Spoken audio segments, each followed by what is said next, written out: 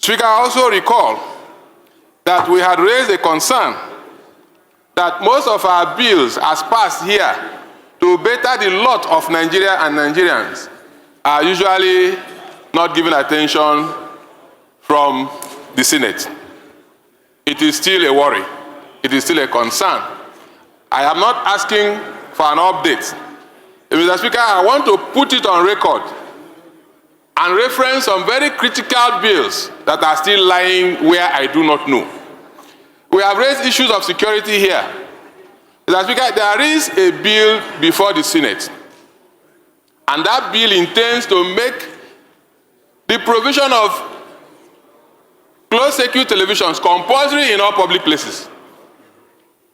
Heads of intelligence units in the various services had made contributions towards this bill.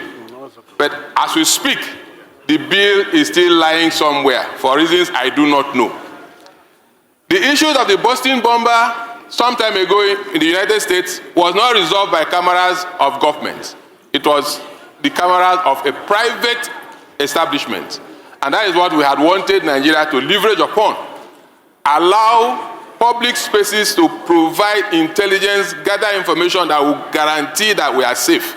Not that you walk into a place and they are only interested in knowing what happens within the supermarket. If anything is happening around them, they do not know. Mr. Speaker, this bill has been in Parliament for 3 consecutive assemblies. From the 8th Assembly, we passed it, Senate did not consider it. The 9th Assembly, it was passed the same thing. Even as we speak, we have passed it here and we have moved it to the Senate. Who is afraid of having our environment monitored and intelligence gathered to support the security? Who is afraid? Mr. Speaker, in line with this, I want to commend this House for creating a separate committee for ocean and fisheries.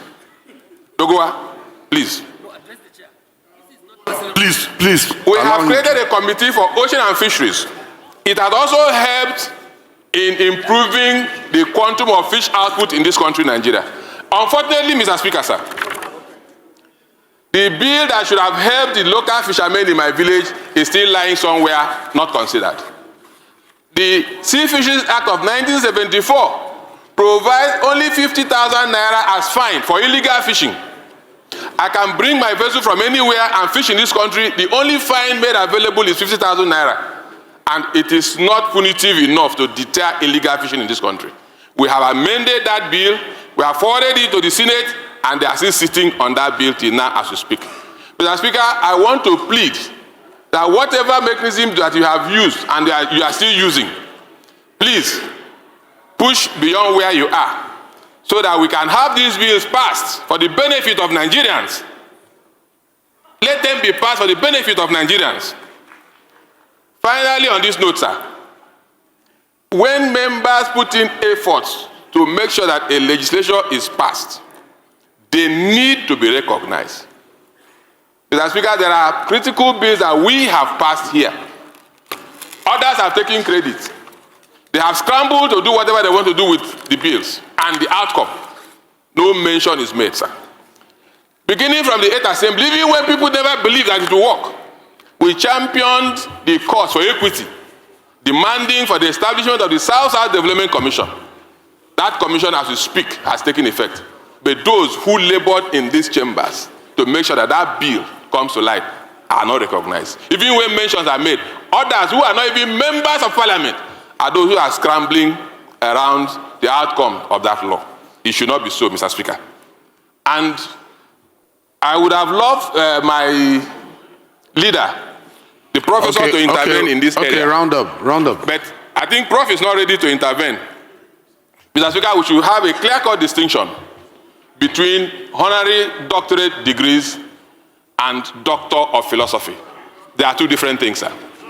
And that is why some of us, when we stand up, we do not intend and we do not introduce ourselves as doctor this or doctor that.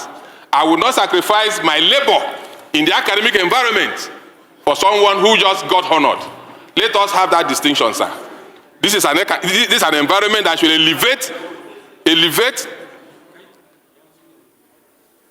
This environment should elevate the best of the best.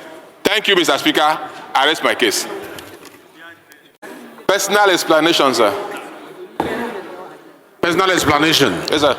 Okay, go ahead. Thank you very much, Right Honorable Speaker.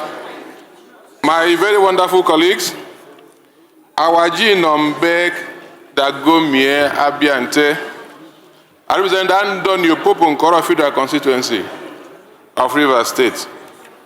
Mr. Speaker and my colleagues, recall that some time ago, we collectively lent our voices to the concerns of femicide and the delays within the justice system. Please join me commend the Chief Justice of Nigeria and the National Judicial Council for effecting our resolutions. A special section has been created within the judicial system, and if you have watched closely, several of the issues have been resolved. Judgments have been delivered. That is the way to go. That means that we are doing something great for this country.